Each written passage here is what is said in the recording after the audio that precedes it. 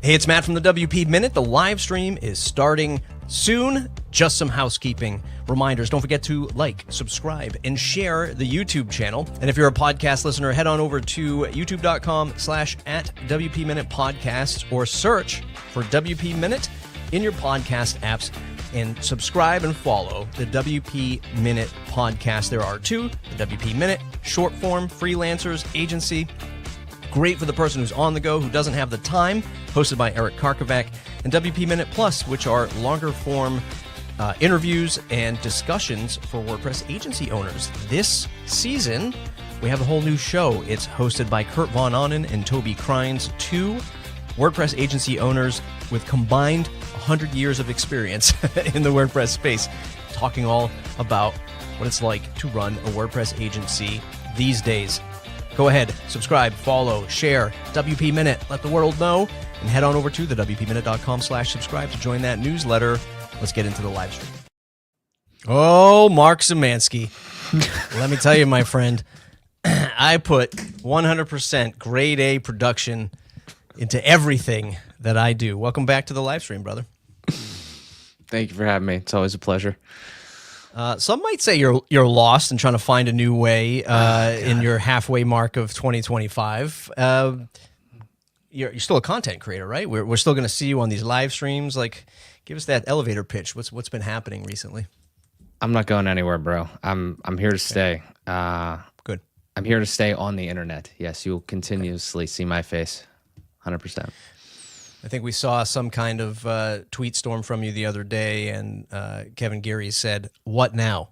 And He said, "What happened now?" Yeah, or "What happened now?" So it's good to see that you'll still be here in WordPress, but slightly different. But that's the loose title of today's discussion is "What's next." I'm always interested in exploring what's next for WordPress. That's why I've been covering lots of AI stuff lately. Those videos have been banging on the channel. Hell yeah. That's what you say, right? Banging on the channel. What? Yeah. No cap. Yeah. No cap. On God. On God. No, yeah. Okay. For real. Bussing. They've been bussing. Yeah. Right. That's what it is. Yeah, and I've been a whole host of things that I've been doing lately in terms of content. I've brought back the Matt Report podcast randomly on a whim. Hell yeah. That was before you knew me. And sort of bringing those discussions back, which has been interesting, and where the heck is WordPress going? I've got this other thing, like this idea that I've talked about forever now. Like, I want people to promote WordPress again. And we'll get into that. So those are some of the topics that we'll talk about today, but we're going to start with some of the content from the WP Minute and some of the content from the WordPress news cycle. Let's kick into it right now. And we're going to start with this app that I made. I don't know if you've ever seen it. It's called Pulse WP. You can find it at pulsewp.cc.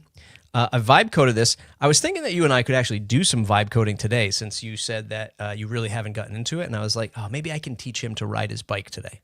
Maybe I can teach him to ride the AI vibe coding bike today. I'm down for it. Here's what we're going to do. We're going to try to make this a new segment. I'm workshopping this segment as we go through the news and just see what's good, what's not. And I'll tell you what is good. It's this interview that went out today from the WP Minute, hosted by Eric Karkovac. Eric is, I am proud. Speaking of being a proud dad, I love what Eric Karkovac's doing now. He's getting into, he always hosts his bi-weekly show talking about WordPress freelancing, what it's like to be a WordPress developer these days, what I'll call smaller agency life, like talking about that. He's doing a phenomenal job at the WP Minute, but he just put out a longer form interview today with Jake Goldman and really covered the gamut of the Fueled and 10up.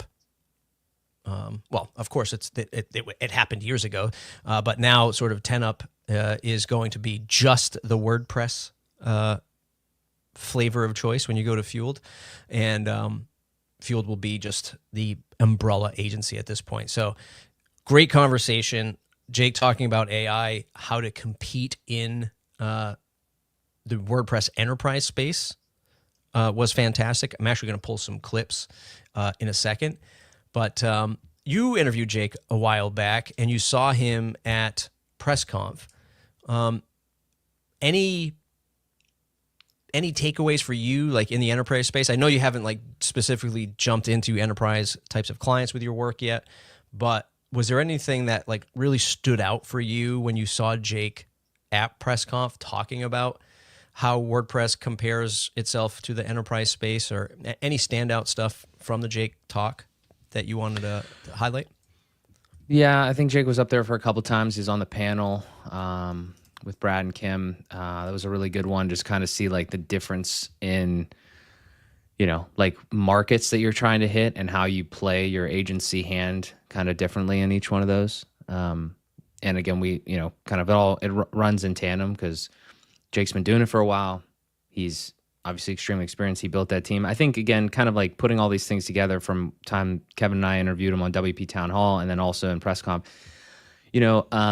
I think my biggest takeaway with Jake is that, and the company in general, is that he built the company for enterprise clients, to service enterprise clients. You have that, I don't know if we talked about it last time or off camera. I can't remember when we talked about what now, but he said that he doesn't even know how to deal with, like, he doesn't understand the small business market. And that's honestly like something that I feel like it's probably something that a lot of more people should say, because that's probably true about themselves. But I think there's like a big hesitation with a lot of people to go up market a lot of times and actually build something for these larger scale operations. Because it is definitely a different type of project. But yeah, I mean, it's impressive to see what Jake's kind of built with the team and everything like that at 10 Up. It's something to aspire to, for sure. Yeah, like in this conversation that he has with Eric, he talks about how like he would go to different events and industry events and panels and talk on other panels like outside of the WordPress space. And, he was just like, when you show up in these enterprise settings and you're like, you're the WordPress person, this is paraphrasing, but he's like, people almost kind of like laugh at you. Like it's, oh, you're the WordPress agency, and he's just like, well, no, we do a lot more, than WordPress, but these mega corps and mega enterprise, brands, they just look at WordPress as this like hobbyist solution for, I guess, some fair reasons. Like when you really don't understand, I guess, open source or like logically think about how you can support WordPress and open source in your environment. So yeah, it's just like interesting to hear him talk about that with Eric. I'm going to play this clip. This clip I have not screened, so I don't even know what's going to happen when I play this. But here's a clip from the conversation with Eric and Jake on the WP Minute. It did, circa 2011, which is why I started the business, already have some entrance in that space now. They're mostly what I would say, we can haggle over the definition of enterprise. They're mostly what I would say was sort of mid to large size businesses, maybe not the largest corporations in the world, with one big exception, which is it was already starting to get quite a bit of adoption and interest in the enterprise space for publishing. So as a blogging sort of news-centered platform, you already had, frankly, some of like the largest news publications in the world, even in 2011, looking at it as a great economical, at the time, ahead of its time, user experience for publishing articles and stories. So good early customer base in media and publishing, all in sort of what you could call the enterprise buyer, already adopting or looking at actively adopting WordPress. Good early entrance in mid to larger size businesses, but also early enough in its life cycle that you could grow with the platform as it expanded and got more adoption. Yeah, I mean, he did this great presentation at PressConf, and he put up a chart of like where WordPress falls in line with enterprise. And I think there's one enterprise platform, I think it was called Symphony, which he said he saw a lot of and actually works on. And he had like Webflow up, way on the like the left-hand side, where if Webflow was like the easy, like designer-oriented solution, like for the marketing teams, like Webflow is kind of winning out over there. WordPress was kind of in the middle, right? Where it's just, and I feel like WordPress has always been in the middle, even with its great adoption on the web. It happens to be one of these things where if there's enough support for it, and by enough support for it, I mean, like you as a freelancer or an agency comes in and says, hey, you got to use this tool. We'll help you build this and look what you can do. Like winning on that middle ground is like the bread and butter of WordPress. But then, you know, it loses out to like the super simple, oh, we'll just get like the marketing team will just get the credit card and sign up for Webflow. Like we'll just do this. We don't need all this WordPress stuff. And then on the real high end, it's like you look at Symphony and how it connects, like it's a content management. I think I'm getting the name right, Symphony. Somebody in the audience might fact check me. Symphony connects across content across all like enterprise. So you're talking from like your ERP system to your mobile ads, you know, to your website, to product websites, and it can just do so much more that WordPress could probably do if somebody built it out, but it just doesn't have that sort of technical reach right out of the box, right? And these companies need that kind of thing at that scale. Yeah, but a fantastic discussion. So go check that out on the WP Minute. I think is it called Sanity? Oh, Sanity. That might be it. I was looking up a picture because I took a picture of that slide. It's Webflow, WordPress, and then Sanity and Payload. I think. Yes, Sanity. Interesting. I'd never heard of that before I was on that slide. So apparently it's pretty good, I guess, for enterprise. Blueprints, burnout, and better. Hey, how about that? When we're looking for, what a surprise. What a surprise when you're looking for WordPress freelance and agency content. The WP Minute stands out. Hint, hint, wink, wink. As I mentioned at the top of the show, Toby Crines and Kurt Von Onen have been hosting the WP Minute Plus for the last few episodes and will into about middle of the summer unless they decide to continue it. And they're like taking their combined 20 years each of experience and, you know, chatting about how they do their WordPress thing, like what's happening in the space, what are clients talking about, what are clients requesting of them, how is development changing. You know, these guys are not the 10-up size, but they're certainly, they've been doing it a while. Like, it's not like they're fresh to, becoming freelancers and WordPress agencies. And they have some really deep discussions. And this particular episode, which is episode 2 in their series, covers a whole range of things, specifically like their blueprints or processes that I talk to you about quite often, like building that process to stay profitable, burnout, which a lot of us face in either freelance or agency life. And then like, does that lead, like, how do we take all of this stuff and hopefully find or shape better clients? I'm going to play this clip from Kurt, which talks about some of that episode. There was a huge mental shift for me from the freelancer mentality to the agency mentality. And it was something that I think you could say it over and over and over and over again, and it wouldn't make sense until you actually experienced it. But if I charge somebody $1,500 to do something on a website, and then I give it to somebody else in my network to do that, well, that money's gone. So you have to start thinking like from a freelancer perspective, you're like, yeah, I could do that, and I could do it for $500 and have it done by Friday, right?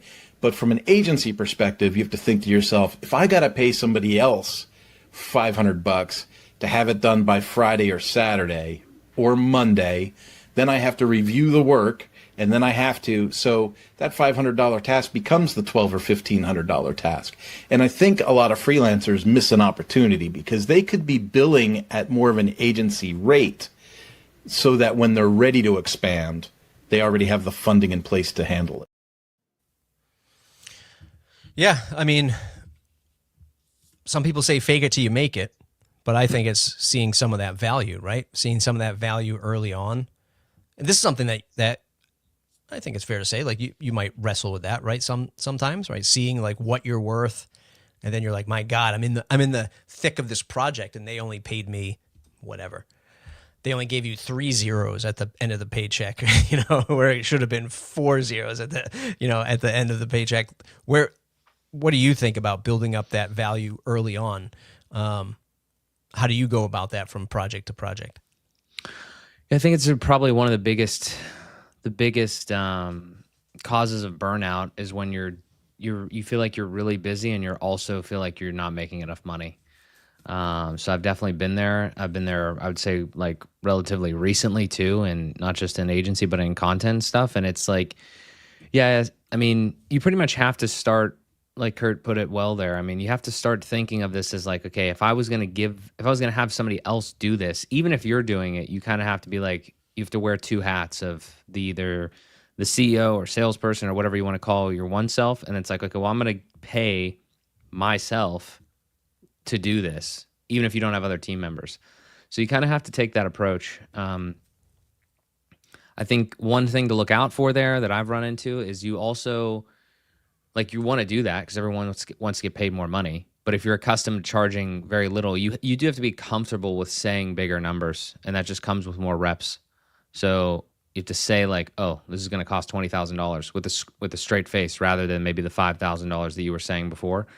And you will lose deals because of that, because especially if it's known that you're only kind of one person, or like the value, the client might just not see it. But you have to just continue to do what you want to do. I mean, like ultimately too, the last thing I'll add here, and maybe we'll get into this a little bit more, is you have to know what you want. And again, I'm not speaking from perfect experience here, but you have to know if you want a team or if you don't want a team, and if you're moving towards that. Regardless, you should charge the same. But ultimately, it's like like you said, how are you setting up those processes to either like be more efficient yourself or to hand those off to somebody else? And like Kurt said, again, it starts with if you can get that funding initially, then you can just kind of like expedite that process. Yeah. I mean, I think it's one of the hardest. It's one of the best and hardest things to carve out when you're running your agency, is especially when it turns to delegating. We had a whole discussion on that topic on the other YouTube channel, on the podcast YouTube channel, about like when to delegate. And I think it's one of those things that you try to understand the lay of the land as best as possible, or like somebody's role as best as possible. And it's never an easy thing to, that's why, like, when you listen to, I don't know, like when somebody just asked the question, like, do you think WordPress has a future in this vibe coding? I think that came from Fat J out in the audience. It's like, yeah, man, like I tune into all of this like AI stuff, and I see people like, oh, launch this $10,000 a week AI business, and I just am still sitting there going, you still need to know. You still need to know how to run a business. Greg, what's his name? Greg Eisenberg, right? Yeah. He's like blowing up, and like he's doing all these podcasts, and good for him. He's got a great channel. I think some of the stuff is good, some of the stuff is clickbait. But I was just watching something the other day, and it was just like, I think the title was, let's pull it up. I think the title was making $100,000 a weekend or something like that. Let's find it. And he starts the conversation. Yeah, here it is right here. He starts the conversation with, that's not the one I wanted. Where did my screen selector go? The title is, I use AI to build 4 $1 million a year businesses with the full playbook, 22,000 views, 19 hours. Let's go to some of these comments. 35 steps is 3 steps. Let's go. Best time to build in the history of humans. Starting watch in less than 1 minute. Release. There are like 7 likes and 5 bots comments. Great talk. Playbook. Everyone loves it. That's great value. Totally agree. When you play the actual video, it's like, yeah, you have to find the pain point that people have. You have to find like the problem. You have to solve the problem for them. And then you have to grow an audience. And it's just like, and then it's like, here's the 4 AI things that I built after that. And it's like, yo, finding the problem that's not being addressed already by 1,000 other businesses and building an audience are two massive steps, right? On the path to building a $1 million a year business.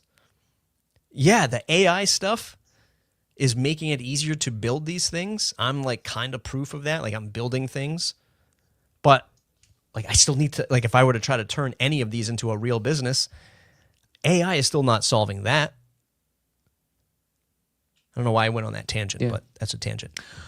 Well, let me comment on that, because that's, we've gone back and forth, you and I, online and offline, about different AI topics and takes and things like that. And this is one that I haven't consciously thought about, but you bring up a good point there, is that, yeah, you could go build an app, like if you want to, or whatever. You can go build a SaaS, you could build whatever. But AI is making it easier to do things, but it's not really making a ton of people so AI is making it more easy to build and get knowledge, like no doubt about it. Like if you want to learn, then you can.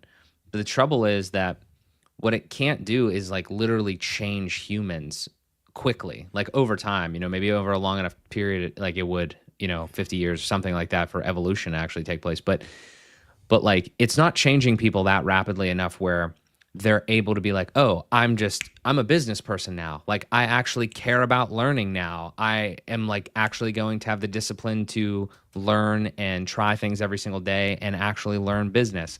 Like, I just speaking from my personal experience, I've had some successes. I've had a lot of failures in my like tenure of trying to run businesses and do things and build stuff. But like I've learned a lot throughout that, regardless of where my level of success is. That's the one thing that I've been consistent at is since I left my job. Even before then, I was just constantly doing this. I don't want to sound like an asshole here, but this is a hypothesis of in 2025. If you don't have that, if you don't want to do that, if you don't want to build a business and want to consistently get better and learn more and do that, AI is only going to help you so much because, again, like you just said, you have to actually want to, I don't want to say like be capable. I don't want to go that far. I don't want to be like, oh, there's some people that are never going to be business people, even though that is kind of true. But the thing is, it's just like you have to want it. It's not going to fully enable you, even though it is going to absolutely enable you to be able to build and learn. But you still have to have a little bit of drive to want to do it. Now, the last caveat is maybe with AI agents, you have to want it a little bit less because you can put in even less work, and then the AI can do most of the rest of the work for you. But, we'll see how that evolves.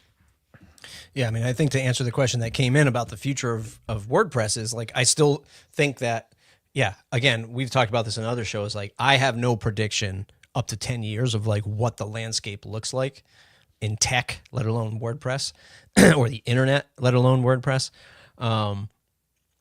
5 years, yeah, I feel like we still have a healthy chance to build out, to frame WordPress in a strong, to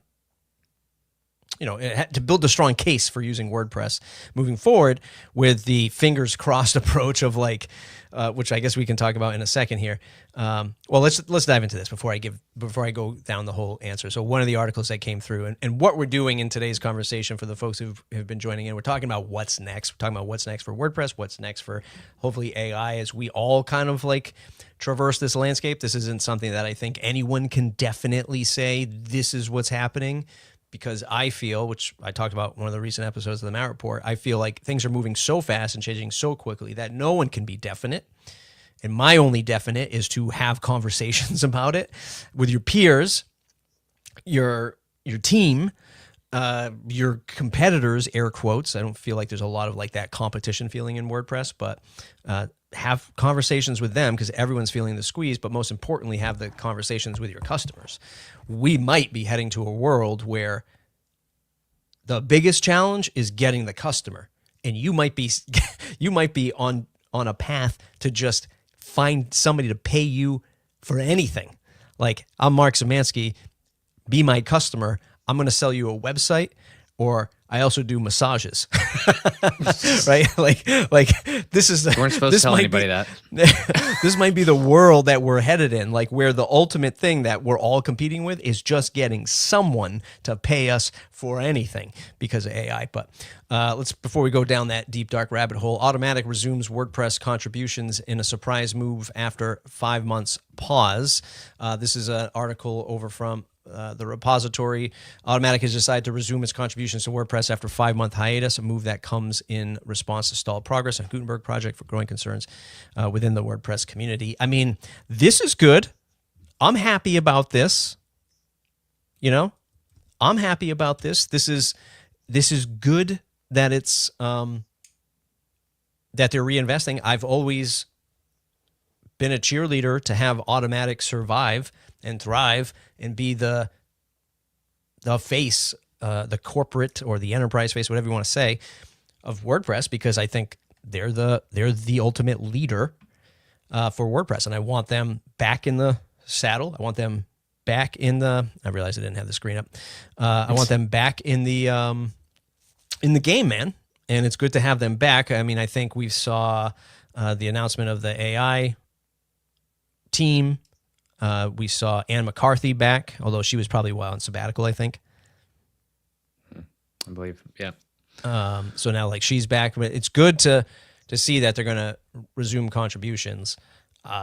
Is the lawsuit over? I don't know. I don't care anymore.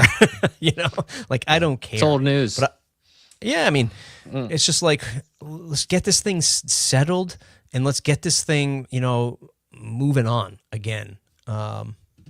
So I'm happy. Any thoughts on this, on Automattic coming back to the table? I mean, if you don't like this, then, you know, you're probably in like one of two camps. Like you don't actually like WordPress. You know, you don't want it to succeed, or you're of the mindset that all of Automattic is like, you know, awful and you just don't want them involved. My personal opinion as it sits today is that I like WordPress a lot. It has given me a lot. I know it very well. I would be silly. A lot of my business and everything like that relies on it, so I would be silly to root against it in any capacity. And then on the Automattic front, the only thing I could say there at a high level is that I have had the pleasure of dealing with not just like what I would call more of the public-facing automaticians, but also like people in the company now, just from different conversations I've been able to have. And they all are everyone that I've dealt with is a very reasonable, nice, and, you know, capable people. So what I'm saying is that, like, anything that, like, if you go back in time, you know, a few months or whatever, and you're like, oh, I hate Automattic because of like the way Matt like said things or did things or whatever you feel like there, that's not indicative of the whole company by any stretch from what I've seen. So, you know, I just need to put that out there because, you know, when you see something like this, that they're ramping back up contributions, I do think it's almost completely good. You know, like I don't see how there could be an issue. Now, you might disagree with what they do, you know, what features they do and don't add. That's kind of a different discussion. But I think, you know, them being a part of it is definitely a net positive, I would say. Yeah. Next article up, again, from the repository, and something that we're just hinting at. The AI council has been formed. It's not really a council, it's the make team. WordPress has a new AI team. Here's what they're planning to do. WordPress has established a new AI team comprising experienced developers from Automattic, Google, and 10up. It's a number of 4. It's 4 people on this team right now. This team aims to enhance WordPress capabilities through AI, creating a public roadmap, developing tools for developers, actively engaging the community feedback and input. There was just a live stream this morning, was there not? Or last night? Did you see it? Did you catch it? Is it with Jamie? No, I think it was from that AI team. Or maybe it was from Jamie. Didn't catch that. It was on WordPress, the channel. I know Jamie was talking to James. I didn't finish it. Let me jump into the WP Minute Slack, where I know Mark Andrew posted it. Hallway Hangout. Here it is. You can join the WP Minute Slack, by the way, for as little as $5. If you want to support the work we do here at the WP Minute, go to thewpminute.com/support. $5 gets you into a Slack group full of WordPress professionals talking about the news, talking about agency life. Here's the video from this morning. Hallway Hangouts was hosted on Ann McCarthy's channel. Let's yes. chat about and with the new WordPress AI team. So 56 minutes. Let's do what the kids do right now. I'm just kidding. No, Mark. What we're gonna do. What we're gonna do. We're gonna take the transcript and we're gonna put it into Claude. Why? Oh, wow! Even Gemini on this count? Even faster. Wait, have I not tried this yet? I mean, Jesus, man, you are so like. I haven't even tried far this yet. Away, you're not even at the starting line for AI yet. You know, but for those who haven't seen the last episode on the WP, let me go full screen for this because this deserves. For those that haven't seen the last live stream that young Mark and I did on the WP Minute podcast channel, he called me old.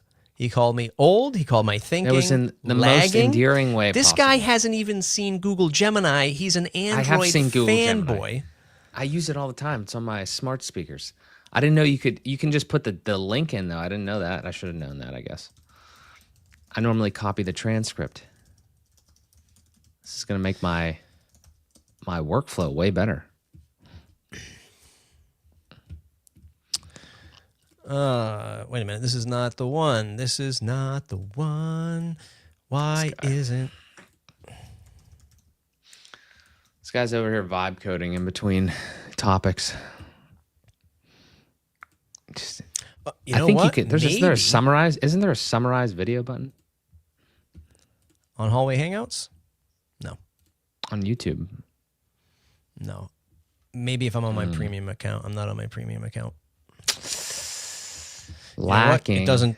Gemini doesn't do it on the desktop. It does it on the mobile app. Interesting. You know, as you're looking at that is a kind of an annoying part there. Like everything is moving so fast that when you start thinking about how to use AI, it gets really annoying because like for a quick example, you can't input via voice on Claude desktop, but you can on like your phone. There's just like stupid little stuff like that because everything's, moving. ChatGPT is like really impressive, like with the feature set. But then it's like, well, I want these features, but I want the LLM power. And the models. It's like, it's a whole thing. We're in a weird time.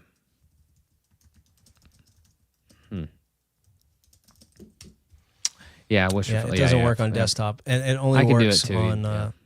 It only works on mobile, which is interesting. Oh, I can't show that off. Yeah, I just meant can't show off natively the with mobile the side. Voice stuff. Yeah. But yes, the AI team, good to hear. I'm excited to go back and go through that video to find out what the top stuff is for sure. The top takeaways.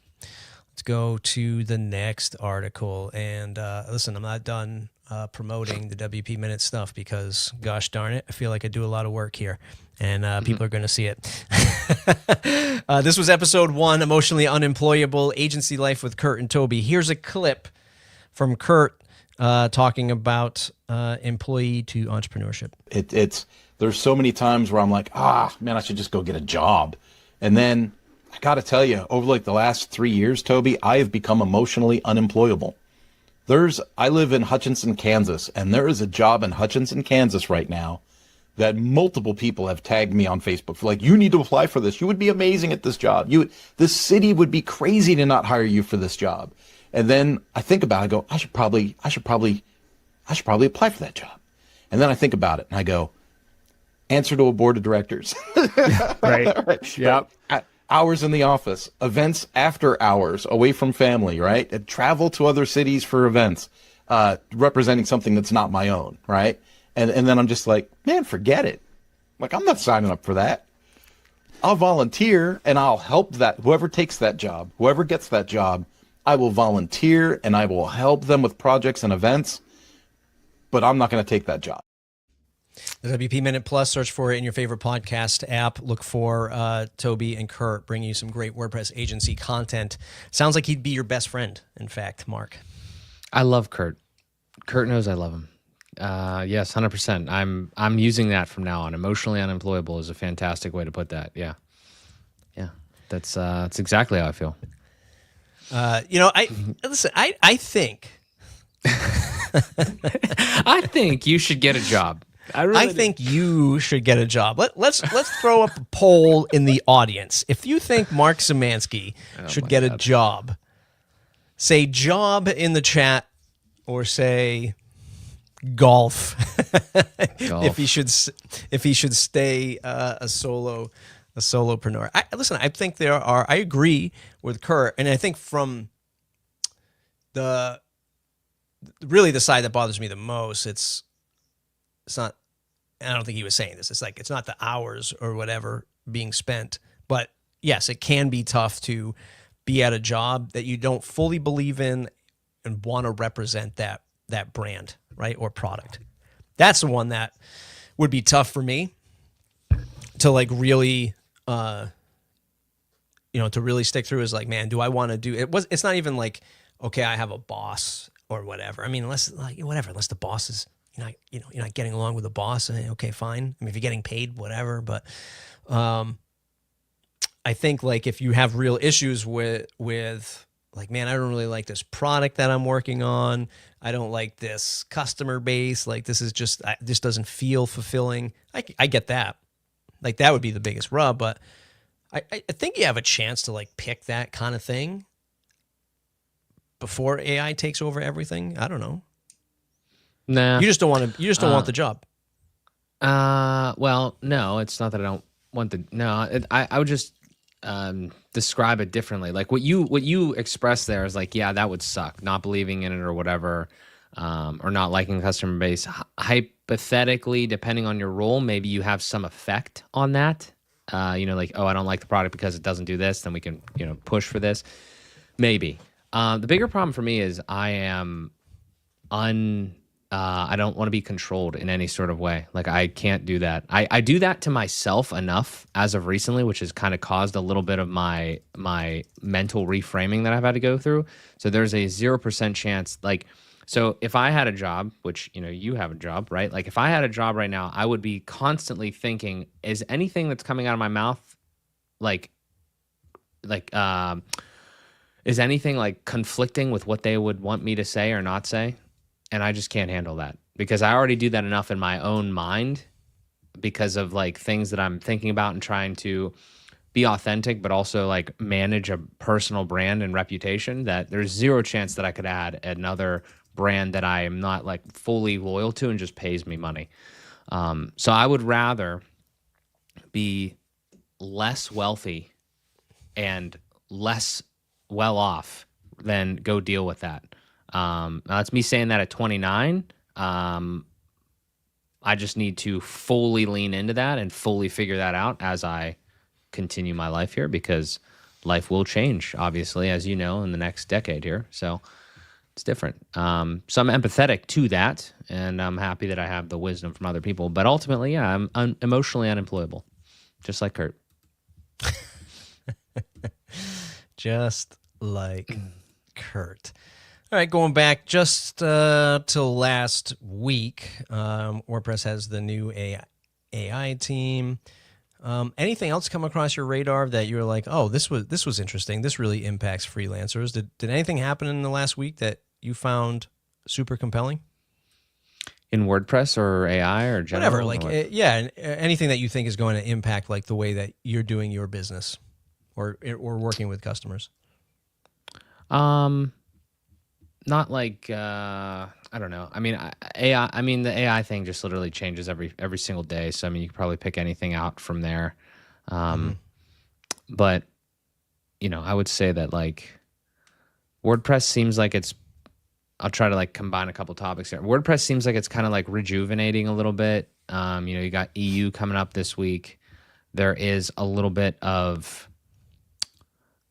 like with the recontributions and the hallway hangouts and stuff like that kind of coming back with this little AI thing. I am bullish on them moving forward through that, like just in general. Like I think that I had it written down earlier when we were talking about it. I wouldn't be concerned about like WordPress going away or anything, like, this question from earlier, I'm not concerned with WordPress going away. I'm not concerned with whatever. Like, if WordPress gets screwed in the AI, revolution, then I think Webflow, Wix, all of them would probably get screwed. Like, I would be much more concerned about the skill becoming less valuable than the tool, because I think the tool could actually increase in value if they lean in like they seem like they are kind of doing with the AI stuff. I just think this is not something that you can brush under the rug and hope goes away. I think it's too impactful.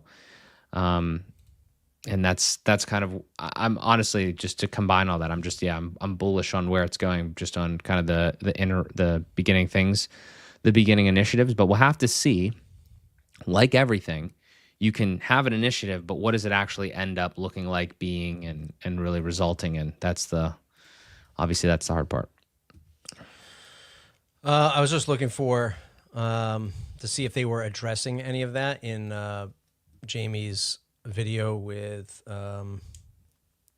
James LePage, but I don't see that specifically. Maybe in the longer form hallway hangout they have that. He's just interviewing James about like seems like the current landscape of what's happening with the AI team. This was an interesting chat. I talked about this on the Matt Report. So let's see I'm going to play this. Sorry, let me share the screen. I don't know if this is going to play the sound. Tell me if you hear it. I don't hear it. Da-da-da. Let me go stop screen. Let me see if I can present with the sound. While you do that, I'll answer this question from Rob. So, Mark, do you turn down clients based on these same views if you don't align with the brand or company? It's a good question. On my content side, I have to believe in the actual thing, or I've realized that I can't just do sponsored stuff there. On the agency side, it's pretty similar. There's a little bit more leeway there though, because I just like to get into businesses and understand them. And then, so I could be a little bit more variant in who I'm serving, but probably not generally for your well-being. I would say for my mental well-being, good to kind of do that with a fine tooth, comb, make sure you're not doing anything crazy there. In the context of what's next, this whole feature API versus MCP stuff, I don't know how far you've covered that, but first let me just hit play. Tell me if you hear this. I like a 10-second précis of what each. So there was a little Twitter back and forth between myself, Remkis, and Scott Bollinger, who's a developer at GoDaddy. I've known him for a long time. He was talking about MCP, and hey, look, I'm totally open to, be corrected because I don't know. How anyone is this is what got me down the whole path of whoever's definite, saying these things are definite. I don't know how you can be definite, but in the terms of MCP, here's the way I understand it. MCPs sort of wrap around an API, many APIs at once, so that chatbots can talk to the MCP, which then knows how to take what the words the chatbots are asking, and then disseminate that into multiple APIs and be with one chat, I might be able to say, send my Google Docs to my Dropbox and then send an email. And the MCP will take that and go, oh, I know what to do with this. I'm going to connect over here to the Google Drive. That's going to send it over to Dropbox. It's going to send out an email to his MCP connected email inbox, and it's just going to do all the things for me. To which I say is, we have just another API.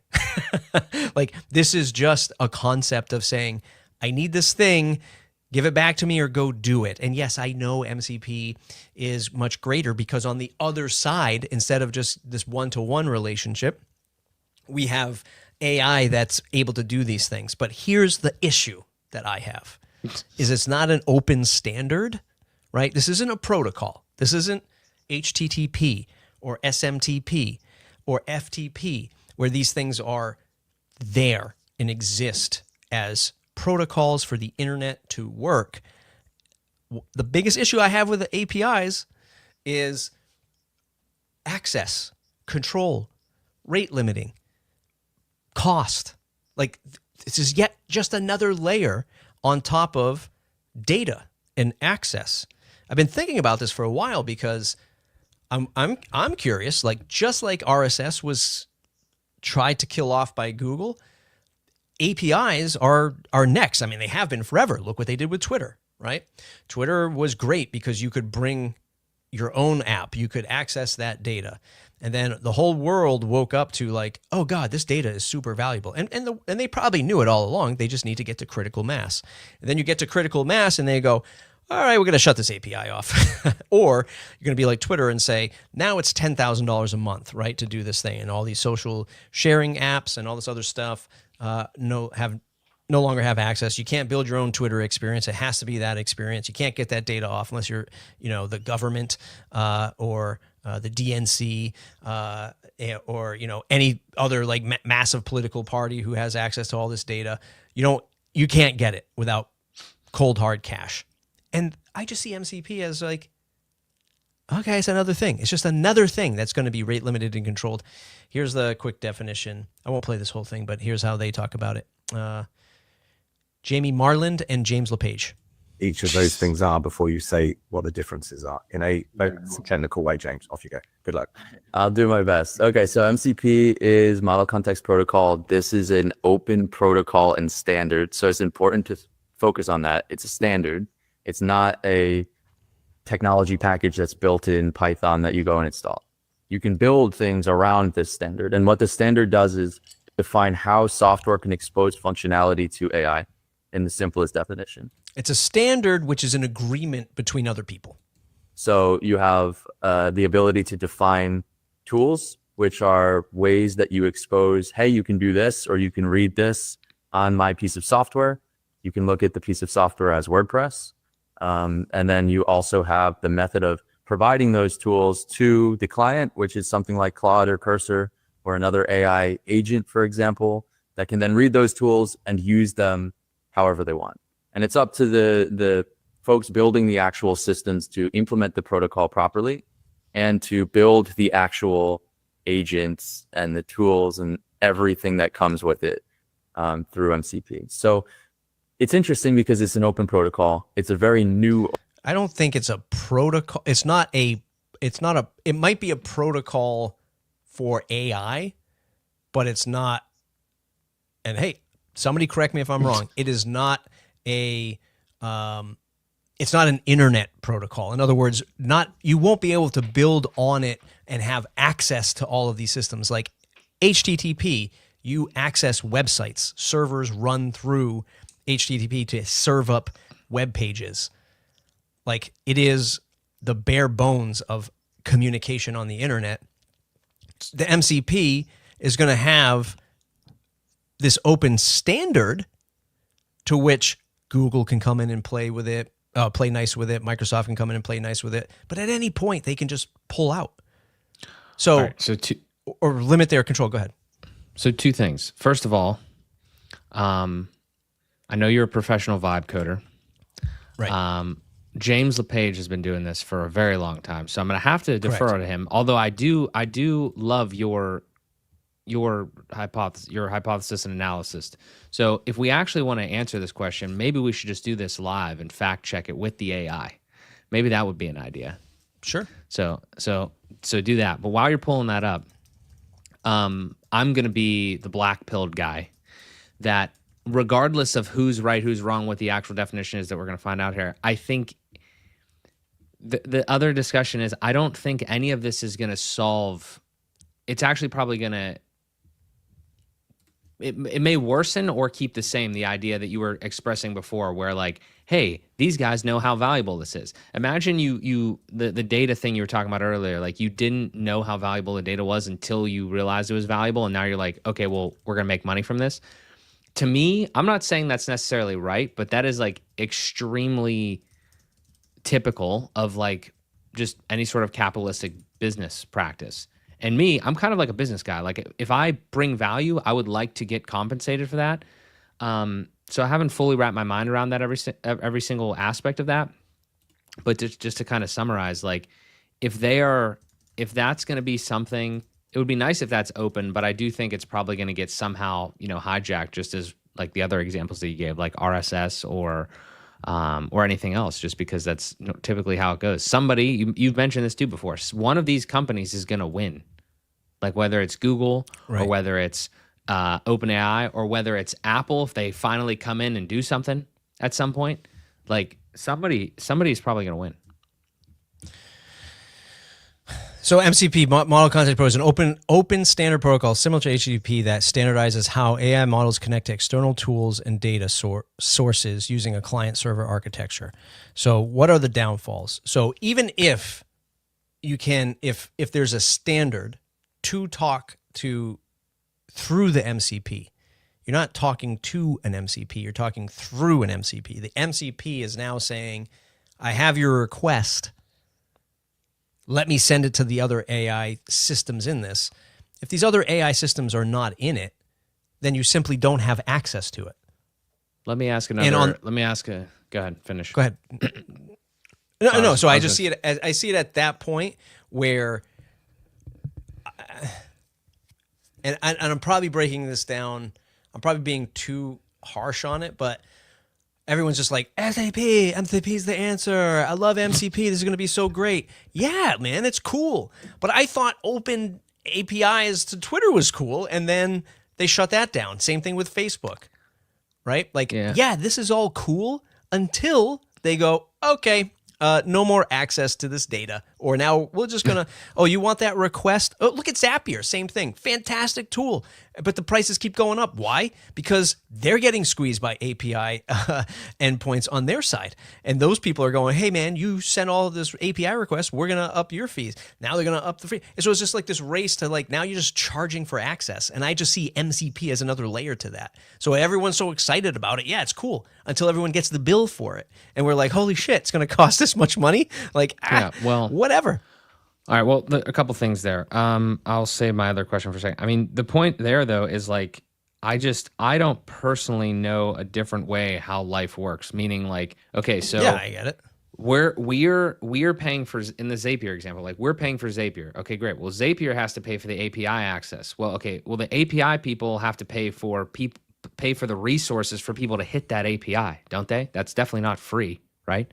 So like they have to pay for the hardware or the server or whatever. The server has to pay for more of that. Like this is just like supply chain, isn't it? And then somehow this results in the trees getting burned down and we're all fucked anyway, right? So I don't know how like I hear what you're saying. I just don't have a solution whatsoever. No, I mean, I'm probably beating it up more than I really like need to, but I just, when anyone is ever like definite in like, this is the best thing, this is going to open up so much, I look at it as, okay, great, until they charge us or lock you out. Because as soon as, that's why I have a real issue. We're going to get a little deep down, but hey, we're talking about what's next. We're talking about what's next today. If you have your what's next questions, throw them in. I'm loving what I'm able to do with AI. So let's just throw that out there first. I love what I can do with it. I am more powerful and about 20% more efficient with my day with what I can do with AI right now. Am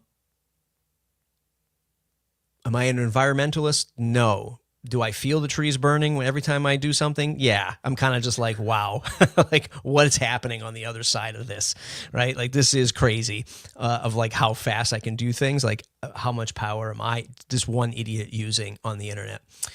So put that aside. I look at this as they still haven't figured out how they're going to charge us. Like there's so much money in the space that I just look at the lessons learned from the last decades of Silicon Valley, where all these companies got billions and billions and billions and billions of dollars. And they were like, oh, sorry, we have to shut down now because we couldn't make it work. What the hell were you doing with all that money? We were trying to grow and we're trying to acquire customers and we're doing all this other stuff. And now I see this at like a freaking 1000x with AI, because they're literally building data centers faster than, like, it's the only thing I ever hear. And, my concern is like we're still in this like insane rocket ship ride up. Early adopter. That, yeah, like, and the money that's going into it and like the things that people are doing with it. And I'm like, this is only for $20 a month. Like, what? So like, what's going to happen next? Like when the dust settles, like what's happening with who has access to this stuff? And I'll go on the record again, because I've said this before. I think eventually in the future, you will have an AI bill around where your mortgage is at. Like that's like, if this stuff is actually impacting humanity and it's as utopian as people say it is, with like what it's going to solve and how it's going to enhance our lives. Like when you look at it, the utopian side of it, I think of that as like, well, ain't no corporation going to let you have that for free. And if it really takes that much power to like do these things, you might have AI, just like you have an electrical panel in your house, just like you might have an electrical outlet you plug your car into. You might have a server, a Mac powered M20 chip in your house that runs all of your AI, that pays your bills, that checks your health, that checks the health of your family, that's constantly monitoring air quality and weather and telling you what to do and how to live your life. Like when I see that, I think to myself, that's going to be expensive. And just like somebody might say, I'm going to live in this part of the town because it's the nice part of the town, people are going to say, I want the nice AI. Give me the nice AI. And that's what people are going to be paying for. People in LA will have the nice AI that is constantly checking their blood oxygen levels through like thermal sensors throughout the house and constantly talking to them and saying, hey, Mark, I noticed you started to sweat. You had 2 cups of coffee. Don't go for that 3rd cup of coffee. And that's the world we'll be living in. Do you have anything to say to that craziness? I was trying to read some of the comments here because these guys got great thoughts. I think it's gonna again, like just going to the comments. It's a couple things. I was thinking as I was going, like I should really study economics more because I'm sure this cycle has happened before. We just like see it differently now with a different thing in the middle of it. But yeah, between the politics, because we said earlier that I think one company is going to win. I think the typical thing is it goes one of 2 ways. If I'm like seeing the broader picture right, and I'm no means an expert here, I think it normally goes one of 2 ways, right? The thing, the item, the product, the allure thing, right? AI in this case, it either goes fully like government regulated into like a utility fashion almost, where it's like all bureaucratic and just like whatever, or it doesn't end up normally being like one company. It ends up being like 2 companies. You know what I mean? Like how there's like Google and Apple. So it's effectively a monopoly because you don't have many choices. But ultimately, it's not normally one, because I feel like that's like actual trust problems. You know what I mean? Like, monopolistic trust or whatever. So I think that we've been pretty good at like holding up against that, although these companies are basically the same thing, just different, flavors of one another at some point. But I do think we'll see that. I think we'll see like Google, Apple, and OpenAI maybe, which is already like, isn't that Microsoft? So it's like, it's kind of like, we kind of already have that. Claude's probably going to, like you said, get eaten up. All these other little ones that are spinning up are probably, I mean, aren't they mostly using the models anyway that are already from the big companies? So it's like, it's kind of a really interesting situation with that. Yeah. Let's take a look at some of the vibe coding stuff that I've worked on, and we'll wrap it up unless we get more questions. So we've been showing off pulsewp.cc. This is an app that I built. It's a glorified RSS aggregator, and I'll just walk you through some of the stuff that I've been working on in the back end to give you an idea of some of the future features. Because here's what I believe, Mark. I believe my role as somebody who curates WordPress content and gives analysis and opinion and hires people to interview people throughout the space, doing the real hard work that only a few other WordPress media outlets do in this space and take it seriously. I'm trying to make myself obsolete as fast as possible through AI. And pulsewp.cc is that technological experiment. And aside from aggregating the content, I start to analyze the content. So here's just a small feature that I've been working on the last couple of days, and it's just some analytics of the sites that I track on pulsewp.cc. I'll try to zoom in. It's hard to maybe see, especially if you're watching on mobile, but there are, it says 23 active feeds, but I have 28 active feeds. They just haven't published any, the ones I'm tracking haven't published any content in the last 6 months. So I track these 28 sites. If there's a site that if you're on PulseWP and you're like, hey, there's a site that I never see published there, let me know and I'll add it to the back end. But what I'm going to start getting into is just analyzing content quality and content type. And this is a chart that looks at this data chart right now is the last 30 days of the feeds that I track. Of the 28 feeds that I track, 23 of the feeds have published something. I track RSS feeds, and well, let me just show you. So I have, if I go to the back end, that's not it. If I go to manage feeds, some sites, when I put in the URL to track, some sites will have REST API open, some don't. And then if it doesn't have REST API open to pull in the content, then it defaults to RSS as the means to get the data, right? So I found that interesting that some sites, of course, block the REST API, probably for security reasons, probably for reasons like I'm doing, like scraping data is fairly easy by pulling in through the REST API, but also beneficial to those of us that are doing this kind of thing. So anyway, I pull this data in, and now what we'll do is we'll start to analyze it. So in the last 30 days, 195 articles have been published, and we can kind of see the leaders in that. Post status, repository, Make Core, WooCommerce, WP Mayor, Specky Boy, WP Beginner, Jetpack, WP Minute, WP VIP. We only do top 10, so if there's anybody that's tied right now with 9 articles, there could be other folks who have put 9 articles out. But I'm starting to chart this data out, kind of understand like of the publishers in the space, of the WordPress media in the space, who's publishing what and when, and then I'm going to analyze this into like what type of content is this? Like what's the sentiment coming out of these brands? It helps me with the work that I do, analyzing the WordPress news. It helps me with my partners that sponsor me, and it allows me to bring this data back to them in a very unique fashion. We can go to the last 7 days. Last 7 days, the winners are Make Core, Post Status, and the repository. Repository was cranking out some content. Ray did a ton of content over the last week or so. She did published 4 articles on the 30th of May, which was a killer job there. So these are the things that I'm vibe coding. This is one of them. And it's been pretty fun. Again, it's like the stuff I could never do. And, thanks to Replit, which is my preferred tool of choice, I've been able to do some pretty powerful things, which, obviously I wouldn't be able to do, but it's also concerning for the $20 I pay a month or whatever the heck it is.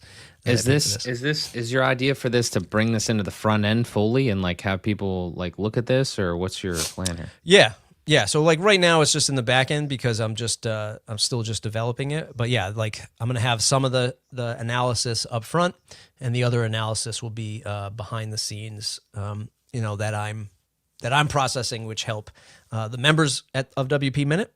I had a meme AI bot called JeffBot in memory of Jeff Chandler. Not in memory, in he's alive. Yeah, he's alive. Jeff is alive and well. Not in memory, in honor. I don't know what I'm looking for, but for Jeff. And so we called it JeffBot, and it was just a Zapier that was sending over analyzed or summarized WordPress news. But I want to enhance that experience, right? Because I think everyone's going to have AI analyzing their news for them, including WordPress stuff, soon, and if not already. So I'm trying to get ahead of that by literally just like building it myself and seeing how well it's going to put me out of business, I guess, for not out of business, but how it can like replace that human approach. I definitely have a quick thought on that, and then I want to ask you a specific question about AI. But with this, I think the challenge that you're going to have with this is like, this is aggregation of data and everything like that. If you could build in, I mean, I don't know if you want to do it with this product, but I think the real thing that's going to be the key unlock is like, okay, we can have AI do a lot of stuff, but if we can make it already can, but like the products that are going to win are going to be like making it personalized to you as well. Like, This is where we take all the shit that Google has been doing for all these years, and like they know all this stuff about us, and now like we pull it out and it's like actually at the forefront. It's like Google, I'm just using them as an example, but whoever has been Facebook, whoever's been taking all this data from us, now they know everything about us, and they already knew everything about us, but now they can actually leverage it in a way that's like really helpful and convenient for us, even though we have no more privacy or anything. But it's like, that would be actually at least more valuable than them just like hoarding our shit and just advertising to us with it. That's valuable for the people selling, and kind of valuable for us because we at least get like, relatable stuff. But I'm just thinking out loud there, because I think of that on a super small context, and just like WordPress websites doing it like manually. If you could do that more automated, and you could like have that data and actually give people like, oh, this is what you've listened to, or this is what like is most interesting. These are top feeds, but this is what you're probably most interested in. Stupid, simple example, but that's something. So I think there's something there. The other thing I want to ask you specifically is, you've been playing around with a lot of these vibe coding things. You have a master class now on the channel. You are a master vibe coder, and I've seen Pulse WP. Remind me, Pulse WPCC. Can't remember the actual thing. Say it again. PulseWP.cc. There it is. So you have that. I know you have a couple other ones. Other than these projects that you've done, are you using AI? I know like this stereotypical stuff, like the manual thing, but I'm really asking this question. I know Brendan's in the chat. Like, he could probably tell me even more. Like, what are you? First of all, what's the difference between NPC and agent? Like, how's that relationship? But are you doing anything closer to that realm where it's not like me or you physically putting in questions to ChatGPT or talking to it? That part has come so naturally to me. And if you're not doing that already, you have to. But are you doing anything to like actually help your life? Like, have you noticed any tasks that you're like, I do this shit all the time, there's no reason I should do this stuff anymore and just fully automate it, because I'm right there and I need to start doing that, because that's really going to be valuable.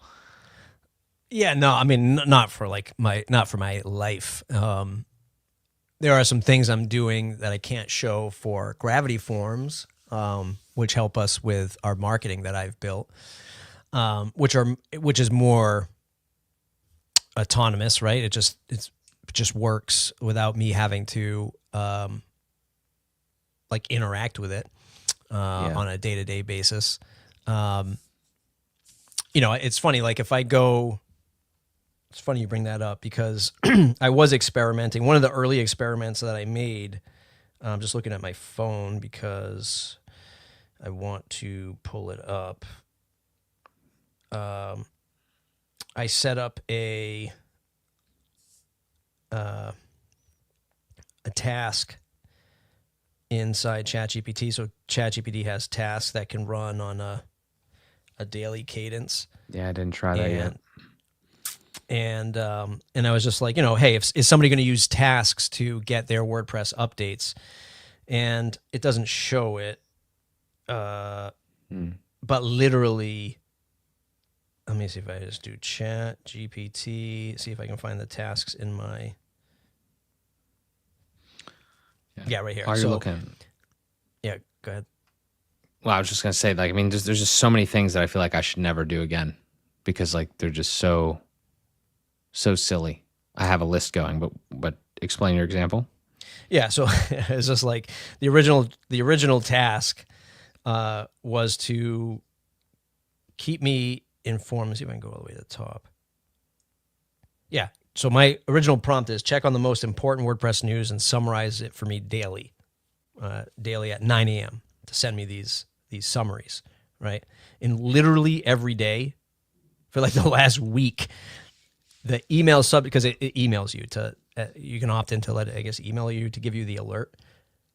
And it's always critical plugin vulnerability, critical plugin updates for WordPress, critical updates. Yeah, and too it's broad. all it is like, yeah, it's just like, it's like the same thing over and over again. So like, that was just me testing tasks. Like if I'm just an average user and they're like, oh, ChatGPT can do this thing for me every day. What is that thing every day? Well, okay, I don't want to check websites anymore. Just you tell me what's happening with WordPress instead of me going to look for it. Because that's the personalization, I think, that's going to happen on these platforms. Right? Well, I mean, go ahead.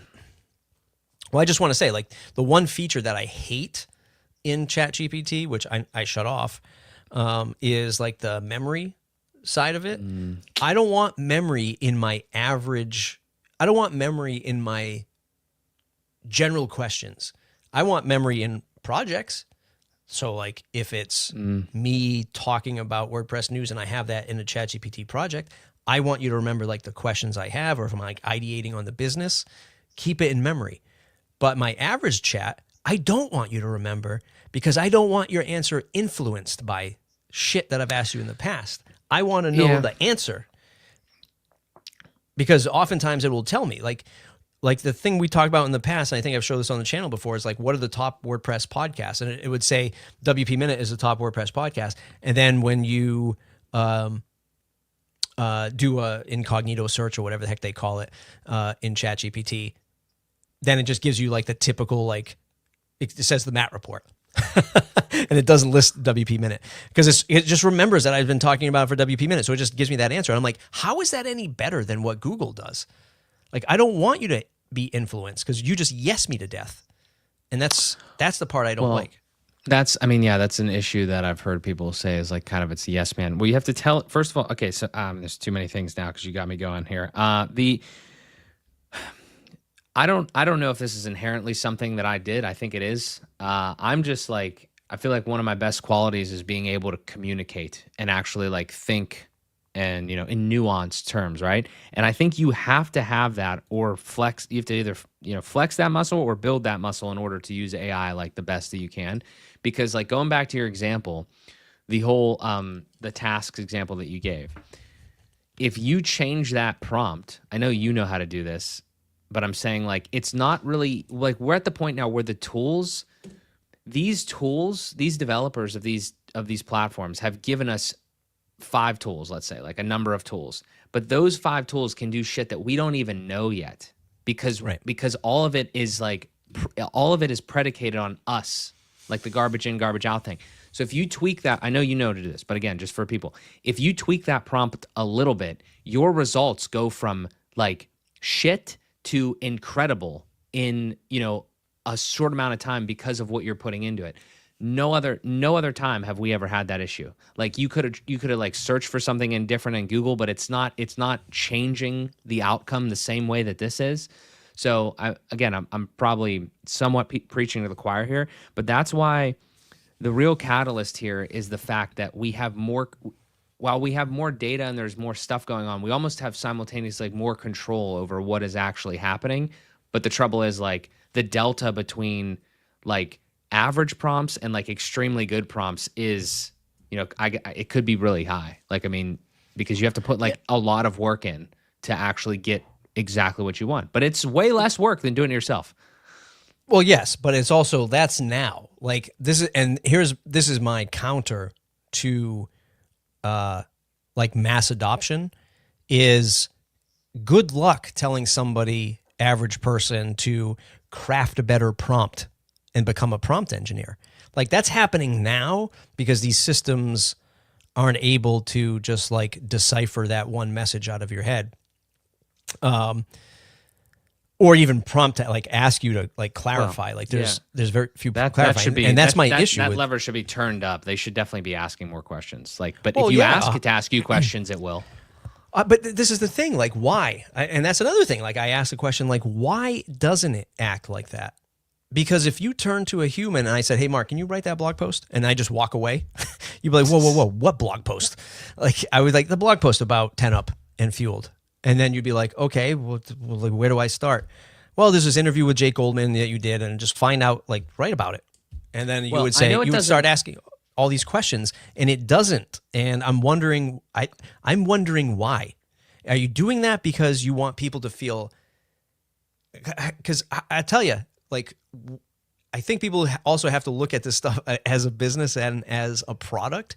People want, like think about Twitter, like Twitter accounts, hundreds of millions of Twitter accounts. And then whatever, whether you like him or not, Elon takes over and he's like, yeah, there has been like 50 billion bots and we got rid of the bots. So there's not really that many accounts. These companies want like engagement. They want to be able to say like, oh yeah, 30 million questions asked in ChatGPT every single hour. Okay, well, is it valuable information that people are like, what are they asking? Are they getting something out of it?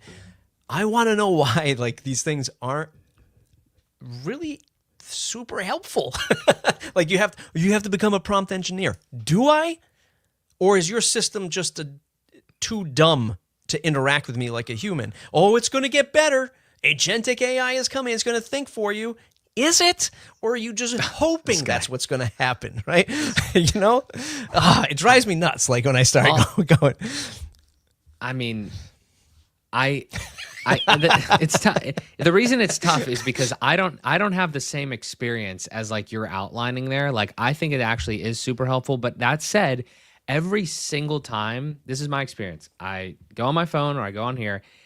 Every single time, I'm not typing the shit in. I'm clicking the voice to text, or I'm just talking to ChatGPT in the chat, like in the conversational mode. And every one of my prompts is like 2 minutes long. Like, you know how I talk on live streams? Like, I'm talking the same amount, and I'm giving it a fuckload of context in what I'm actually trying to explain. And that's the only way that you can, like, I mean, maybe you can overload it a little bit. Sometimes ask like multiple questions in one thing, but generally it's pretty good. Like, if you say write this blog post, it's going to be terrible. But if you give it like the full context, then, and especially if you supplement with visual aids or different things like that, that's just how you prompt engineer. The last thing about prompt engineering is that you kind of said it in a way, I'm not sure if you hyperbolic or whatever. You're like, oh, I have to be a prompt engineer. I don't really think that. I think you have to be a human that can communicate. And from my experience, because if you can be a human that can communicate and you treat this thing like a subservient, like, employee of yours or something, like somebody that's just like actually doing work, it actually gets pretty far. And then the coupled part of it is like, it's like a really, really smart person that just has no direction is what it does. So you have to give it the full context of what you want. You have to tell it like, hey, this is what I'm after. I know you have the knowledge. I just know that you can't tell me without me explaining what I want to you. And in a lot of ways, literally, it just seems like I use this when we were talking about the coding thing. It's almost like a junior or apprentice developer sitting next to you that has the education, maybe doesn't have all the experience. It's not a one-to-one comparison there, but like they can still do the work. So it's like you need to tell them though why you want the thing to be done. You want to how to some degree what you want it to be done, and then they can kind of go from there. Yeah, that's true too. I've seen that. I've heard people Rob's comment there. I've heard people say like think about still the standard traditional Googling days. Sometimes you Google something and it's like you have to know, again, the people say keywords and stuff, but again, just specifically like how you're typing stuff in. I actually enjoy this way more than I enjoyed Googling, because who's to say that the way that I thought about the question, this has happened so many times. I have a question, I know what answer I'm looking for, but I don't know what the answer is, obviously. And then I type it in, and then I have to look through Reddit threads and Quora, whatever the hell, Quora thing, bullshit that like these people are, Quora, whatever. And they're saying the same thing in such a radically different way that like no normal person would say. And now that's where my answer lies, at the very end of this tunnel. Right. And it's just, I would argue that this is where, so again, I think as long as you're spot checking everything, I certainly don't look at this.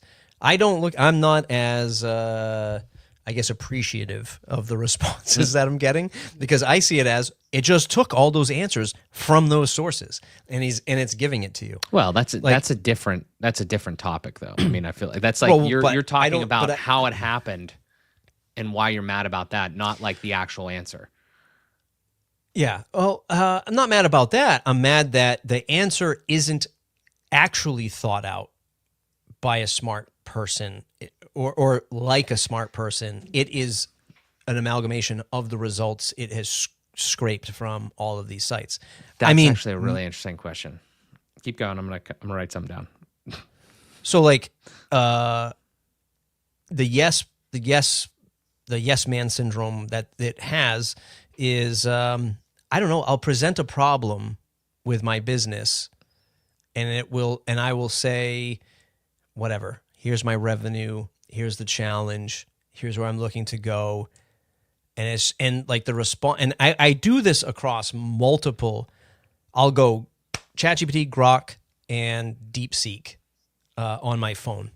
I'll write out like this whole long prompt. It's not just like, help me with my business. Like, here's what I'm doing. I'm a publisher, a small publisher. Here's my revenue. Here's the challenges. Here's the blah, blah, blah, the whole thing. And I'll do deep think across all of them, whatever they're called, across all platforms. And I'll just analyze the responses. And it's just all like, yes, that's the problem. Yes, this is a particular challenge. And it kind of just like takes what I have kind of outlined of like my problems and said like, here's just the inverse of that as the answer. And it's just like, I know that's the freaking answer. Like, you should be looking to increase revenue. I know. That's what I'm asking you for, right? Like, I need to be able to get this well into the six figures. How do we do this, right? And it's just like, publish more content, ask more sponsors. I know that, right? Bro, you know, so it's wild. Like, it's not really helping me. In some of these areas, unless I already know the answers, and I'm just like trying to find the answers that's already I know in my head. There's a couple things here that I need to hit on. First one is that this is funny because I feel like I'm doing to you now what you do to me. So this is comical, with the whole like almost like business therapy thing. The next thing is you do have the answers. The answers are not that fucking complex. Like none of the stuff that we're doing is actually innovative. None of it. And like I'm not preaching at you because I do the same shit, okay? But I'm saying like I understand you're playing a little devil's advocate there too with some of that, but like none of the shit we do is that innovative. It's all already happened. The answers are in there. The answers are out there. It's more like what answer do we want to hear? How do we want to hear it put almost? And then how do we want to be told that we need to just go fucking work is kind of the answer. And I'm completely guilty of that. So that's a really interesting, like, nuanced thing with the philosophy and the psychology of all this. But I have one thing that I thought was really interesting that I hadn't thought about yet. You said something about, we were talking about like, okay, so you go on the internet, you search for, why is the sky blue or some shit, and then like you get 5 answers that are like similar but different or whatever. Like they all have like, an answer to them. So then you ask AI that, and it amalgamates those answers into one thing, right? And now the question becomes, how did it get, I don't know the answer to this question. Did it average out the responses, or does it somehow know who's right? Like if let's say there was 10 responses on the internet to something and 9 of them were wrong, but 1 of them was right. That could actually be an issue. And I don't know how it handles that yet. I'm just like wondering. So my point is, like, if you look at the AI, is it the average intellect of humans? Is it above average because it's taking all that into account, weighing the correct answers heavier? And this is all super too simplified because the shit that you were just explaining there was super subjective. There's not really one answer. There's kind of like an overarching thing, but to make $1 million business or something like that, there's not one answer to that question. So for the subjective things, you can kind of leave those aside, but like the objective things, it's just a really weird thing that I hadn't thought about with how these tools are, how the algorithms play into it. Yeah, I mean, I think that's the part that I am still a skeptic on, and I think that that's largely why a lot of people are skeptical on it, right? Like whether it's the code that it writes, the code quality, or the responses it gives you on a particular question, or when you're writing words or asking it to write you an essay, like where's it getting this from? Does it hallucinate? Like you know, I have this market research thing, like I said, that I built for Gravity Forms, and it will literally just make up. It just hallucinates so much still. And maybe it's like ChatGPT 4.0. I mean, that's the model that I'm using in this particular experiment. You know, and it's just like, I thought this was a great model. Like freaking 2 years ago, it was a great, or a year ago, whatever one that came before it was the best one. And then, like a year later, like, this is the best one. It's like, are we really, increasing the performance and the quality of this stuff? Or is it all iterative already? Like, have we already hit iPhone 12 where it's like, who cares about iPhone 13, 14, 15, 16, 17, because it's only just a little bit better. Yeah, if I was using the iPhone 12 still and then you handed me an iPhone 16, I'd be like, okay, I can feel it's pretty quick. But otherwise, you're not like, oh my God, this is such a huge difference. That's the question that's always in my head. I don't have the right answer. But when I see it just make shit up constantly, or just like start rewriting my entire app, I'm just like, is it that good? Is it that good? I mean, well, okay, so again, we're blending a couple different things. I would say, like, again, prompt engineering, but also like the you talked about the memory thing. I haven't tested this, but I'm wondering if, like, you tell it, hey, listen, never, when I ask you something, never rewrite my app or something, like putting something like that in memory. I don't know if it obeys that or not. I'm not saying people would know to do that. I don't really buy into the guide. I understand we have to do it, but you wouldn't, like, why aren't these things doing that out of the gate? Why? Why would anyone in the world be like, if every time I wanted you to build me a website or update the website, would you delete everything and start over every time? Like, that should just be like, these are the things that are, these systems should be shipping those kinds of things baked in. There is parts in that are already there. Like, if you go into Claude and you tell it to write you something, and then you say, hey, change this part, it will literally in front of you delete that part and rewrite it. So I think that takes maybe time. But I agree with you. Human logic would say that. The one thing I was saying, though, about, like, do you think it's already iterative or where it's at, is that I can't fact check this because I saw it, like somebody wrote this, but it seems legit, somebody said that AI is already at like 85%, like smarter than 85% of humans. Now, I don't know how you measure that, and I don't know if that's the right measurement for that example that you're giving, but if it's already smarter than 85% of humans, and in like 2 years it would be like smarter than 99% of humans, then that's, to me, that's like past, whatever you were talking about there. I would say it's pretty iterative at this point. Like, it got so fast, and it's kind of like, at the point where it's kind of like plateauing to get to where it's at. So yeah, I mean, I feel like that's Rob brings a great question. It's like, define smart. Define smart in that. I'm not saying that you actually said it, but I have those same questions. If it's performing at like this 1% level, let's call it that, like this 1% level where it can do these math calculations, these scientific equations, like it is solving these things, fine. Like that, to me, when they cite these things, are we talking about that's ChatGPT 4.0 doing that? Or that's like some freaking supercomputer that is only accessible to like the national defense? Like where is that? Like, where's that one that's so smart?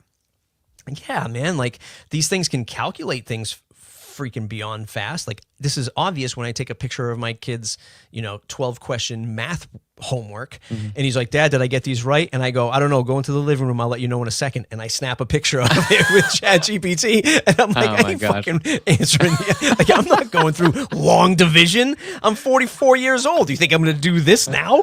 Like, get the hell out of here. I'm going to take a picture of it with ChatGPT, and I'm going to get the answers. But then I find myself going back and making sure that it's right. So yeah, like, okay, is that the smart? Like Rob asked, like, is that define smart? Like, it can solve it like that? Because I don't see it really winning on the marketing stuff. Why isn't it a yes man for that, though? For what? I mean, maybe it just hallucinates sometimes, but it doesn't just tell you that all the problems are right. I mean, that's an objective thing. So like, but it's not right all the time. It is not right all the time. Because it's just not perfect at math. Well, I mean, there's Which complications confuses there. the fuck out of me. Why? It's Why is it also not trying perfect to at math? analyze an 8-year-old's handwriting, you know? Yeah. So it's just like, you know, so like, yeah, I give it a little bit of grace there. If my son had like typed it out and these are the answers, and then would probably be able to analyze it better. You know, so anyway, the point is like, yes, they say it's smarter. Yes, it's like critically thinking, you know, faster, et cetera, et cetera. And I wanted to solve this stuff. Cure cancer. Figure this shit out. Figure out how to manage resources on the planet. Like, figure out the economy. Figure it out. Like, Have you asked it yet? No. Have you asked it how to stop the trees from burning? Right. Like, I want that to happen. But, you know, on the meantime, I also I'm in the middle still. Like, I'm still in the middle of like, very useful, yes. Should everybody's jobs getting cut from Shopify and all these other places? I don't know, right? Because I don't know if this is just an excuse. And in 3 years, when they realize, shit, didn't it? Well, it didn't hit the benchmark that we thought it was gonna reach. Let's hire everybody back again. Just like, great, you know? Yeah. So you're not using agents for anything yet? That was Like, a you're long just way of kinda- getting to no. There's nothing I'm using. It's not something I'm using. We should work on that, because there's a lot of things that I could never do again. That'd be great, but I don't know. Just as quick Like list what? before we wrap up here. What's one example Yeah. Of like one thing that I'll give you some lists. I'll give you a quick list. So the first one is like there is virtually no reason that I should ever promote another YouTube video. Like, when the YouTube video hits the thing, I should easily be able, this is possible. I'm just saying, there's no reason that I haven't done it yet. There's no reason that I should ever go to open X, open Facebook, open whatever, and physically put that on there. Well, hey, full circle back to my argument before about Open API and this MCP bullshit. Wouldn't it be wonderful if you could just post to Twitter? But you can't, because there's no Open API access, right? Well, There I isn't think one. you can. People can, but yeah, it's like limited heavily. Yeah, because like I can use Opus Clip to post there, but it's ass. they pay- No, they fucked it up. Yeah, for sure. Because they pay the fee. If you go to Zapier to do it, I think one of the only ones, is probably the only thing keeping the company afloat, is Buffer, because Buffer still pays API access to Twitter. So you could set up a Zapier, watch this YouTube channel, set up you don't even need like, I had Buffer for a while. Yeah. yeah. So you just set up Zapier, grab the video. Well, again, YouTube, you can't there's no way to download the video, or they don't make it easy. I mean, I haven't checked in a while, but they don't make it easy to download the transcript. Welcome to the open web, man. This is why YouTube isn't the one that should be winning. In a perfect world, again, it's hard like a for me. podcast. Let me finish. So in the perfect world, like a podcast, you go to Zapier, you set up your RSS feed, it downloads the episode, you transcribe it. If you're using Podcast 2.0, your transcript's already there in the feed. So Zapier says, grab the episode, download the transcript, summarize the transcript, and now take that and post that to social media. That would be done and dusted in 2 seconds. Wait a minute. What if we changed the way that we did this?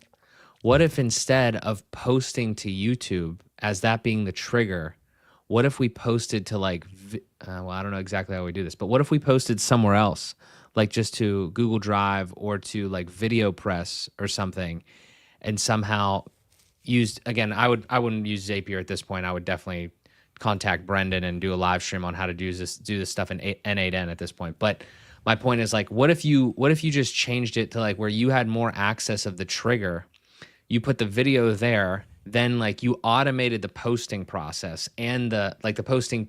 Like we treat YouTube the wrong way. At least I do. I treat YouTube as like the source, which is not. We shouldn't be doing that. We should have it some other way. I understand it's like distribution. I mean, you've probably told me something similar to this before, but I'm saying like I was just thinking out loud with like the agent and automation side of things. But yeah, man, I don't necessarily disagree with what you're saying. I just don't have any solutions for how to knock YouTube It off. would take 2 seconds. Switch to Blue Sky. You can do it with Blue Sky. I mean, okay, yes, but like, what's the, like the, what's the, again, this comes back to a business thing. It's like the cost benefit analysis of doing that. Like, are you going to get the same reach there? I mean, again, Well, it's no, all I about mean, that's- distribution, but at the same Yes, time, I mean, I'm you just- more distribution, more pain in the ass. Well, I'm just saying that from like an open API access. Like Rob says, there used to be all these tools before the API closed. Yeah, 100%. Used to be all these tools to be able to do that. And when you want to post from YouTube to Twitter, like you're looking at 2 tech behemoths that strongly control API access and what you can do with it. That is the product. The product is the data. The product is the YouTube video, right? The YouTube video is there. It's getting analyzed now. Like all those YouTube videos are getting learned from for Gemini, sentiment. I mean, the amount of data they extract from a YouTube video is staggering, right?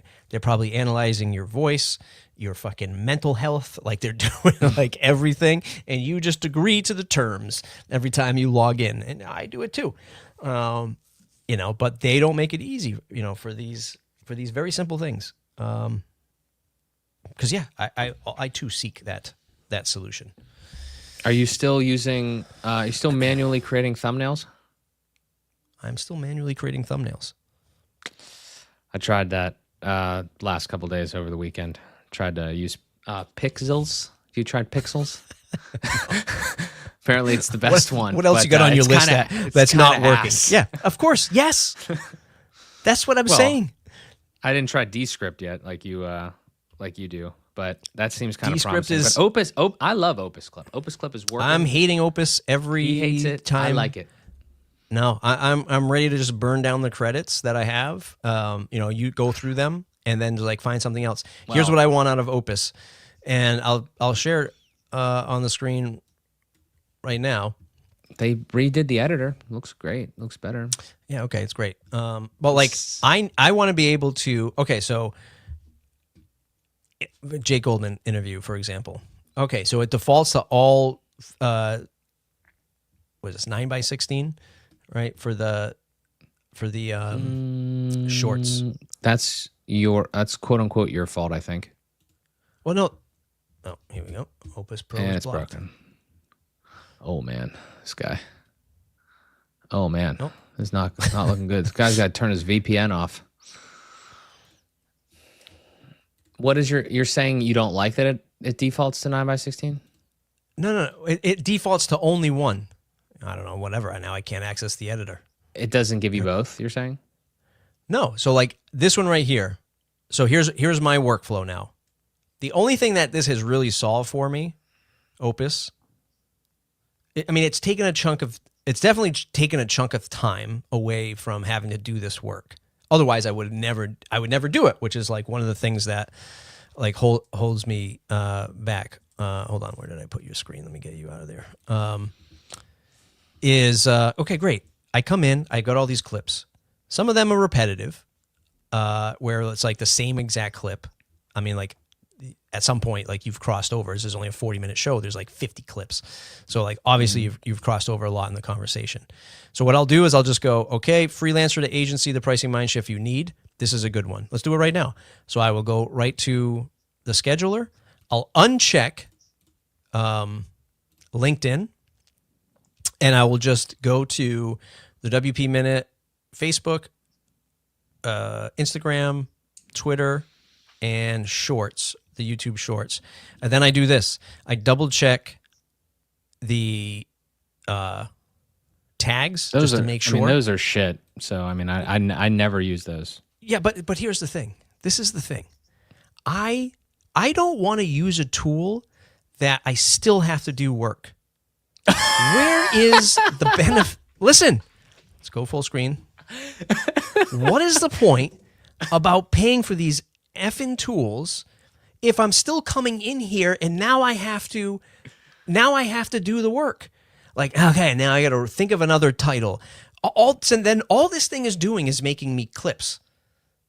I want it to give me the titles, which I think it does an okay job at, and write the description. And then whatever, I leave the tags in. If whatever, I just leave them in. I mean, I don't know. I just delete ones that I think are stupid, like the one that they gave the tag of anti-work, and I posted it, and I saw it after. I was like, great. Like, I'm not anti-work in this freaking thing, but I didn't check the tag. But I don't want to go into a tool and now I have to do work. The whole point of the tool is to do it for me and solve that pain point, right? Otherwise, now I should just pay somebody to do this and get it right. So I don't have to come in and manage this. So whatever. Here we go. So now we'll go back. I don't know about that. I mean, what am I paying for? I mean, what if you're in a utopia, yes. I mean, well, what's the point? But they don't. I mean, their marketing is obviously a little whatever because it's like a hot AI tool. But like, I just feel like your expectations are a little too high. Like that you're not gonna have to do anything. Like, because here's the thing. Then charge me $300 a month. Well, okay, fine. I mean, maybe you should like tell them like, hey, can you do more work for me? I will pay you more money, or can you do more features? Like, okay, but what I'm saying is like, if you actually wanted that, if you go back to this whole thing about building your own AI apps and shit, then like you could create a better experience than this, because like what you want isn't even that crazy. I mean, if you have to edit it, that's gonna suck ass. But like, I'm just saying like the editing of the transcripts and stuff, or the descriptions and the titles, like they should let you prompt that a little bit more, so you get like a little bit more of personalization, so to speak, to that, like in your own voice or whatever. I hate that because I wish it just didn't even do anything for me. I don't even put descriptions on the stuff. I just come up with like a quick title. But I hear what you're saying. I'm just saying. So now, so this is what I want out of this experience. Aside from like, I want you to give me good freaking titles and good description and good clips, which I can say that I am generally satisfied on that front. But the issue becomes, number one, I want to be able to set up the scheduling just like you. So, okay, we've saved Matt's time by like, let's say 20%. Maybe 30, let's call it a little bit, let's be more generous. Let's say 40%. I no longer have to think about making the clip. I no longer have to think about making a title and a description. And it connects up to all these social media accounts. I can just press a button like I did, and now 4 social media channels got this clip. Thumbs up. Mm-hmm. Now I would want it to be just like you were asking. I don't want to even have to come in here. I want you just to do it, right? So I can come in and I can select these and I can schedule them out by selecting a time. So I can now go through and say, okay, I like this clip. Let's schedule this out for tomorrow. So let's do it. Let's schedule it out for tomorrow. Today is what? Tuesday. Tomorrow is Wednesday. I'll select tomorrow at, 9 a.m. Who knows? And I'll hit schedule. Very good. So now if I want to go throughout the day, or throughout the week, I should say, I do that 5 times, Monday through Friday. But now if I want to go to LinkedIn, because I don't want the vertical video on LinkedIn, now I have to go back into those videos, like this one. Sorry, I have to edit. I can't edit because it's blocked for whatever reason. So I can't edit it right now. But what I would do is like I did with this one right here, which you can see. So now this one is the 16:9, which is better for LinkedIn, so I'm told. But I have to go back in and edit the clip, change it to 16:9. I have to wait for it to reprocess. It takes like a minute or so. It reprocesses the video, and then I can post it to LinkedIn. I want to be able to set up, like they should have like a workflow that as these come in, for different social media channels, they're all going to be 16:9 for LinkedIn. And then I could just go into that campaign or whatever you want to call it and say, here's all the ones for LinkedIn, all 16:9 formatted. Here's all the ones for Reels and YouTube Shorts, 9:16. And I can schedule all that stuff out. So I'm still finding myself, doing work with this stuff. Have you thought about maybe opening a GitHub issue for this? I'm a paying customer. There should be a roadmap. Look, I've got There's feature requests. I've got 426 tokens left to pull on the You slot sound like machine a real. of Opus. You sound like a real. You don't want to contribute. You don't want to even. This is You don't not, even this is not the provide same. You're trying to feedback. make the same. You're trying to make the same. I'm a paying customer. Well, they can't read your demand it. mind. There's a feature request thing. I was just on there the other day. Now there's a shit ton of features on there, so I don't know when your thing's gonna get taken up, but I don't know. Yeah, I don't know. I love Opus Clip. I haven't tried Descript yet, but it seems pretty promising from what I saw. So we really need the thumbnails. The thumbnails are bad. Thumbnail situation is bad, and that Pexels thing is. Everybody says it's great, and I was having trouble with it. So. What do you mean the situation with thumbnails is bad? Well, just 'cause, like, I'm tired of making thumbnails. Like, I'm not a designer. I don't want to pay somebody to do it. I don't want to do it. It's very simple. Like, it's like my face in several different formats and then something. Like, it's, I don't know. This is getting very dystopian, though, because I feel like we're just recycling everything, even more than we already were. Content, you mean? I mean, content, yes, but more so like packaging. Like, okay, so real quick, I know this is going long, but that Pixels thing, okay, right? It has. You even seen it before? No. Never seen this one. So basically, it's the same thing. It's all like a UI What's the or whatever. website? But they're Pikzels. Jesus Just type Christ, that in. that's where you went wrong. Yeah, that's bad branding. But they I don't know if it has a picture of just the interface, like maybe just pull that up. But it has like 3 settings in there. The big thing that it actually does kind of do right, it literally has a recreate button. So you take like a Mr. Beast video, you know, as an example. They use these big ones as an example. And you like, see right there, it's like you put the Mr. Beast thing in there. You just put a link to that. It grabs that thumbnail. You put your face, like, you know, images, personas of your face, and then it just recreates it. Like it's like, I don't want to do that. Like I want to like, I don't want to do all that. I just want to like, I want to like take ridiculous. Inspiration. Yeah. So, but that's not the only way it works. The other way it works is you can do personas or styles and you can like describe it with a prompt. So what I did was I went over to, I can't remember, ChatGPT or Claude. I said, hey, listen, here's the transcript of this video. Like in detailed fashion, like if you were talking to a designer, tell me the prompt that would get them to output a nice thumbnail. And then I went over there and put it in and it was ass. Like it was just like, so, and it like, again, it still has that weird thing. We're still in that uncanny weirdness where like your face isn't your face. And it's like, even like, can't you just put the damn picture that I gave you in there even? Like, I know maybe it'd be better to change it, but I don't know. I need to work on that one. I don't want to, this is the main thing is I don't want to shit on this thing because everybody says it's good, but they're also hyping it up. I don't want to shit on it before I've like put in enough like time to actually really try to, you know, prompt it properly, but it just didn't seem very good off the rip. So, but it's an interesting concept because I don't want to make thumbnails anymore because I'm bad at it. And well, what I know consider like what's considered bad, right? Like what do you mean by bad? Like I go into Canva, I go templates. I do the same thing right now. Well, I actually don't even use the templates. Yeah, I mean, like I throw it in, like I don't know. Well, there's some other things too. Like, I mean, brand wise, like you probably would want, if you're really doing this quote unquote like high level, you'd probably want your things to not look different every single time. You'd want them to have enough of a feel that they're similar. Like, I mean, you make nice thumbnails. Like I normally have black background, same picture, and like some text or something, or occasionally I'll have an idea for a banger. Really, it's even the ideation though, like of just trying to, you know, you got that AI generated beautification one there. But I mean, I could do that same right here. So I just go here, edit. Yeah, don't ever do that again. Right. So don't ever do that again. Here's what I do: Please. is I come in. Sometimes I'll Please, kick up Lord. the brightness. Please don't. Sometimes I'll do a little bit. Don't of smooth your sharpness. skin. Don't smooth your skin like a And then 13-year-old I girl, go please.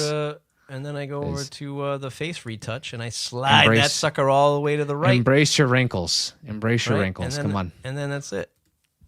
Easy peasy. Please. Oh man, Now, the only thing I ever care about, like a mannequin. the only thing I ever care about with my thumbnails is, which I don't even like doing because it's like the same thing of getting sucked into the YouTube algorithm, is I'll watch how it's performing, right? So I'm looking at my phone, I go to the vibe code video, and it's a 4 of 10. It's a 4 out of 10 in terms of like how it's performing. You can't. Yeah, you can't even look at that, bro. Yeah, you can't. Right, You but can't look like at when the I 1 of 10s. Right. So like when I look at, like when I launched that video, it was 7 of 10 when I published it. And then the only thing I ever do is sometimes, like if I feel like I'm way off, I'll change the title and change the thumbnail. And I ended up changing the thumbnail. And now it's a 4 of 10. So maybe it's the title, but it's whatever. Like I that's about as far as I care with YouTube. Yeah, I mean, we got to figure it out. There's some more things to automate, I'm sure. Maybe I'll try Descript at some point, but I love Opus, so we'll have to have another stream where we're talking about all our fun tools and our actual workflows. Descript's not going to be able to compete at this point with the amount of like done for you clips that Opus makes. But from like, if you ever wanted to say like, I don't want to use Opus, I want to make my own clips. Well, then Descript's going to be really good for that. Yeah. Well, Opus has its thing. The big things are literally thumbnail making and editing. Like those are the two where like if those can get like really good, then I mean you'd have to be an idiot to not try to play on YouTube, like to not try to be on YouTube. But I mean, it's not saying everyone's going to succeed with those things, but that would like really enable a lot. And again, the thing is like try to exhaust all options of automating it and using AI to do it, and then or if that's not the case, then I guess you hire somebody or you continue to do it yourself. But like the Descript thing was interesting because it seemed like it could automate some of the editing, like at least like the silences and stuff like that. I know the other ones do have it as well, like even DaVinci, but I think the paid version for the silences and things. But yeah, I don't know. There's a few. There's another one like Gling or something, but I don't know. Cost benefit analysis. When is that? All right, let's wrap it up. Call to actions, mjs.bio. When is another podcast episode coming out? Either your podcast or Town Hall. What's coming up next? I am not at WordCamp EU. Kevin is, so I'm not sure when. Maybe next week on Town Hall, but I am the Efficient this week at my sister's wedding. So that's this weekend, and then I'm going on a Royal Caribbean cruise with my family.